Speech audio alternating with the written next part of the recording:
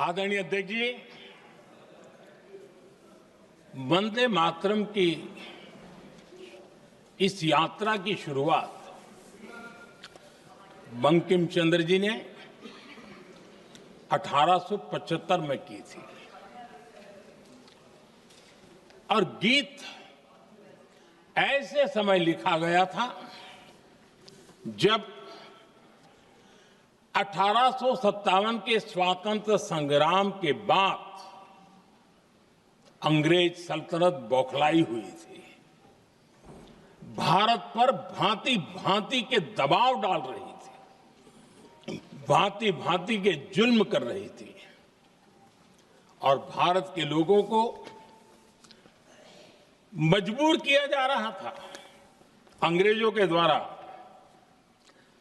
और उस समय उनका जो राष्ट्रीय गीत था, गॉड सेव द क्वीन, इसको भारत में घर घर पहुंचाने का एक षड्यंत्र चल रहा था। ऐसे समय बंकिम दा ने चुनौती दी और ईंट का जवाब पत्थर से दिया और उसमें से वंदे मातरम का जन्म हुआ।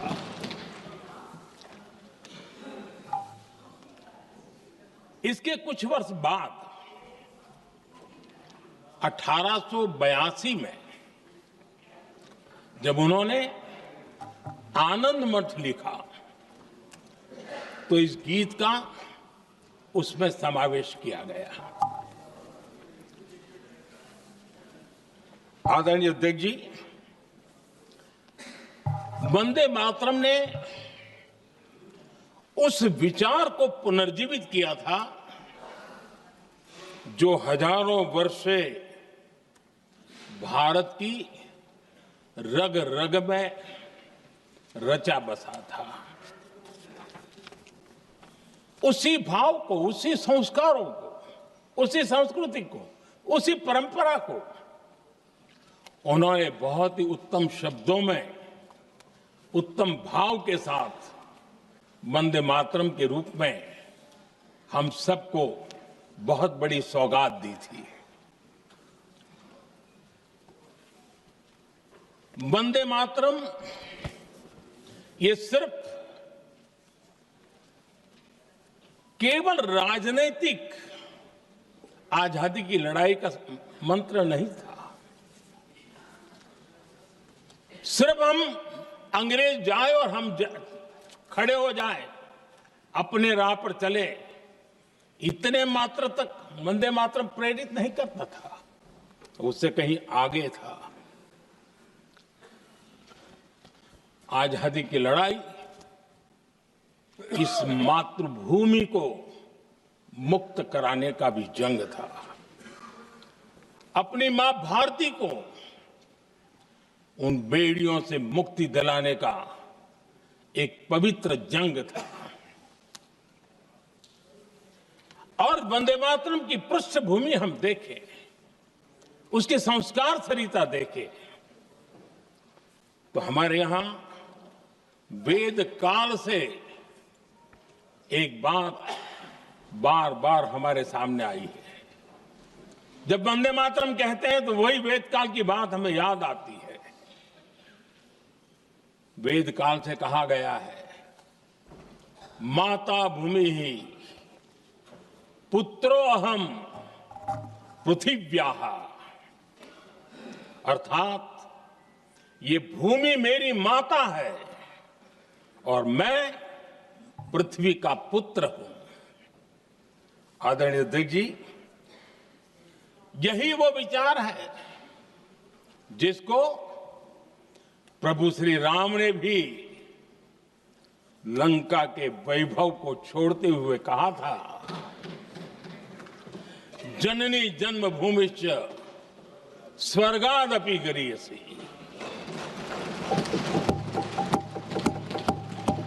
वंदे मातरम यही महान सांस्कृतिक परंपरा का एक आधुनिक अवतार है।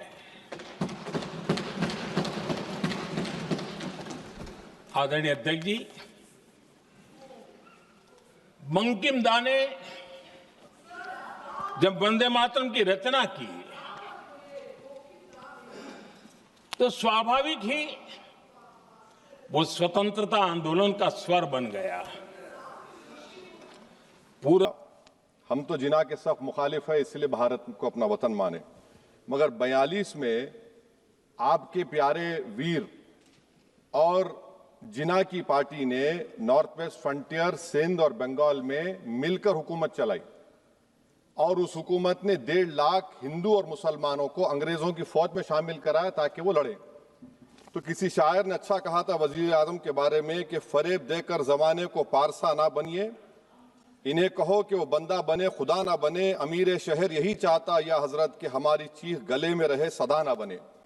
दूसरी बात मैडम, हमारे वजीर दिफा जनाब राजनाथ सिंह साहब ने बड़ा ही अजीब व गरीब और तकलीफ दे बात कही उम्मुल मोमिनीन के बारे में और उम्मुल किताब के बारे में। उम्मुल मोमिनीन उनको कहते हैं जो हमारे प्रॉफिट मोहम्मद सल्लल्लाहु अलैहि वसल्लम की वाइफ हैं, वो हम तमाम मुसलमानों की माँ, हम उनको तस्वुर करते हैं, मगर हम उनकी इबादत नहीं करते, हम अपनी माँ की इबादत नहीं करते।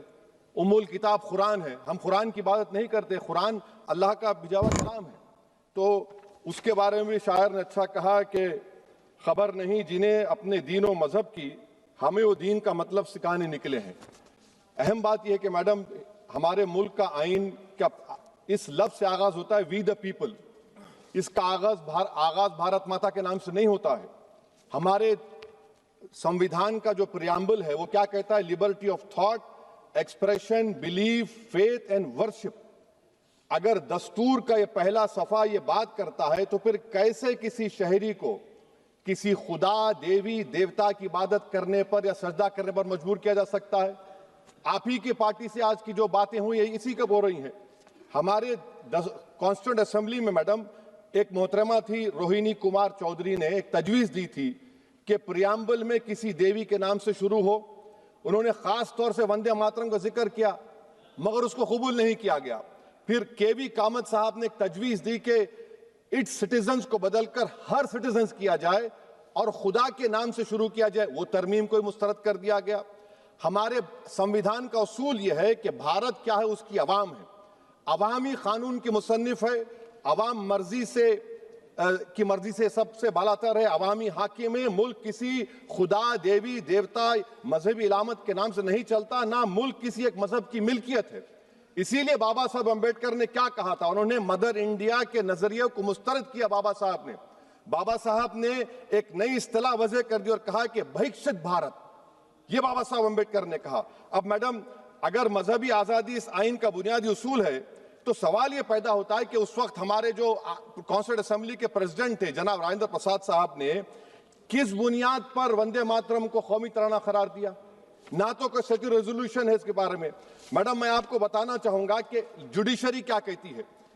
बीजू इमैनुअल केस है 1986 का, जिसमें जिहोवा विटनेस ने कहा कि मैं नेशनल एंथम के वक्त खड़े रहूंगी, पढ़ूंगी नहीं। सुप्रीम कोर्ट ने कहा कि उसने कोई गुनाह नहीं किया। वहीं एक 2017 का केस है अश्विनी उपाध्याय का केस सुप्रीम कोर्ट का, उन्हें कहा गाइडलाइंस दिए जाएं वंदे मातरम पर, सुप्रीम कोर्ट ने नहीं कह दिया। फिर आप आ जाइए madam prevention of insult act national 1971, इसमें नेशनल सॉन्ग नहीं है, सिर्फ नेशनल एम्बलम और आपका नेशनल एंथम है। फिर आप आ जाइए 40th अमेंडमेंट आर्टिकल 51 है 76 में पास हुआ, उसमें भी इसका कोई जिक्र नहीं है। मैडम मैं आपके सामने बताना चाहूंगा कि हमारा भारत एक इसका मजमुआ क्या है, इसमें हिंदू है, मुसलमान है, सिख है, ईसाई है, जैन है, एथिस्ट है, मेहनतकश है, किसान, गरीब, मजलूम और दलित है। मगर अगर जो तकारीर आज हमने यहां पर सुनी और बाहर जो सुनते हैं, अगर भारत को देवी कहने और उसके और मुल्क से मोहब्बत है और रहेगी हमेशा, क्योंकि ये अजीम कुर्बानियां यहां पर शामिल है जिन्होंने जंग आजादी में हिस्सा नहीं लिया। आज अगर वो वतन की मोहब्बत का दर्ज देंगे तो बड़ा गलत होगा। मैडम मैं आपके सामने एक चीज पढ़ूंगा। 1937 रविंद्रनाथ टैगोर ने लेटर लिखा सुभाष चंद्र बोस को, मैं सिर्फ किसी ने नहीं पढ़ा ये। क्या कहा टैगोर साहब ने? But parliament is a place of union for all religious groups and there the song can not be appropriate. When Bengali Muslims show sign of stubborn fanaticism, we regard it as intolerable. When we too copy them and make unreasonable demands, it will be self-defeating. ये मैं इसको ले करूंगा madam, आप देख लीजिए। फिर दूसरी तरफ मैडम आप आ जाइए, मैं यहाँ पर बैठकर, हाँ जितने तकारीर यहां पर हुए सब जनगण मन पर तनकीद किए। तो मैडम मुझे यह कहना पड़ेगा कि जनगण मन पर आप लोग इतनी तकलीफ क्यों उठा रहे हैं, आखिर इतनी तकलीफ क्यों है? तो मैं जब जाकर देखा तो मुझे 28 दिसंबर का ऑर्गेनाइजर मैगजीन का आर्टिकल मिला, जिसमें ऑर्गेनाइजर लिखता है कि what is the moral sanction behind government choice of जनगण मना accept that it can be made an item of entertainment at the sumptuous parties thrown by government officials। आप बताइए इसका बोलेंगे आप? और फिर उसके काइंड कैसा करते हैं, it will mean we can not love our motherhood. Madam please, it will mean that Vande Mataram is buried alive with the word Jangan Mana on the tombstone, for the tomb will also be of Jangan Mana of the will of the people। इस पर आप क्या बोलेंगे? Madam मैं आपको ये बताना चाह रहा हूं कि वतन की मोहब्बत हमारे लिए बहुत अहम है, मगर ये बताइए हमको कि अभी मैडम यहां पर आनंद मठ के बारे में बहुत कुछ कहा गया। मैं सिर्फ 2 मिसालें आपको देता हूं। आनंद मठ के पेज नंबर 70 और 80 को पढ़ लीजिए। इसके बाद सनातन जहां मुसलमानों के घर पाते थे इन्हें आग लगा देते थे। आप पेज नंबर 98 पढ़िए, हमें सिर्फ इन मुसलमानों को जड़ से खत्म करना है क्योंकि खुदा के दुश्मन बन चुके हैं। फिर आप पेज नंबर 115-16 दीजिए, फिर मुख्तलिफ इलाकों में मुसलमानों को सदा देने के लिए भेजे जाते, जहां मुसलमान आबादी नजर आती जला दिया जाता। फिर आप देख लीजिए मैडम सफे नंबर 120 पेज 120, बनकिम लिखते हैं कि सनातियों को मालूम नहीं था कि अंग्रेज हिंदुस्तान को निजात दिलाने वाले हैं। ये आप क्यों कर रहे हैं? अब आप मैडम मैं आपको पेपर्स दे कर दूंगा। मैडम भारत में हमारी आजादी इसलिए आई और बरकरार रही कि हमने मुल्क और मजहब को एक चीज नहीं बनाया। हमने ऐलान किया कि हमारी मुल्क मुख्तलिफ तबकात मज़ाहिब पर मुश्तमिल है, हमारे मुश्तरका तकदीर हमारी कौमियत का सरचश्मा है, यह खास जबान सखावत मजहब नहीं है।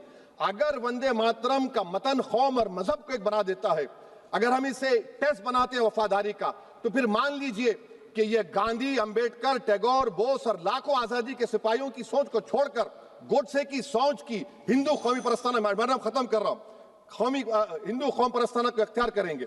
मुझे वतन से बेइंतहा मोहब्बत है मैडम, और इंशाल्लाह हमेशा रहेगी, मगर बावजूद इसके कि मेरी मस्जिद, मेरी इबादत गाह, मेरे कपड़े, मेरे कारोबार पर हमले होते, मगर मैं फिर भी कहता हूं कि वतन मेरा, हर वतन को हम छोड़कर नहीं जाएंगे। मगर हुब्बुल वतनी का क्या मुतालबा है? हुब्बुल वतनी ये कहता है कि वतन से मोहब्बत है तो जुल्म को खत्म करो, गरीबी को खत्म करो, बेरोजगारी को खत्म करो, जबर का खात्मा करो, अमन का गहवारा बनाओ, पाकिस्तान की दहशतगर्दी को खत्म करो, एक्सप्लॉयटेशन को रोको, शरारत को रोको, मुल्क के खिलाफ की जाने वाली साजिश खत्म करो। मैडम भारत एक चमन है जहां पर हर फूल को खिलना चाहिए, और अगर कोई इस फूल के अगर पूरे फूल खिलेंगे तो उसकी खुशबू से ये वतन मौतर होगा, मगर अगर इस चमन का माली ये कहेगा कि एक ही फूल खिलेगा, तो मैं जिम्मेदारी के साथ कह रहा हूं अगर एक ही फूल खिलेगा तो वो सहरा बन जाएगा और माली नहीं रहेगा, वो जल्लाद कहलाएगा। तो इसीलिए मैडम हम उम्मीद करते हैं कि हुकूमत इस पर जोर जबर ना करे। मेरा राइट है, यकीनन मैं जानता